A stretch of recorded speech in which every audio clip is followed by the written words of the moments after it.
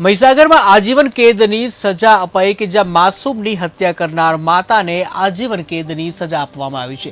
સંતરામપુરમાં જે ભગેડી ગામની આ ઘટના કે જ્યાં 4 વર્ષની માસૂમની પ્રેમીના કહેવાથી હત્યા કરવામાં આવી હતી। પથ્થરમારી હત્યા કરનાર મા અને તેના પ્રેમીને આજીવન કેદની સજા કરવામાં આવી છે કે જ્યાં મહીસાગર ડિસ્ટ્રિક્ટ અને સેશન્સ કોર્ટ દ્વારા સજા કરવામાં આવી છે।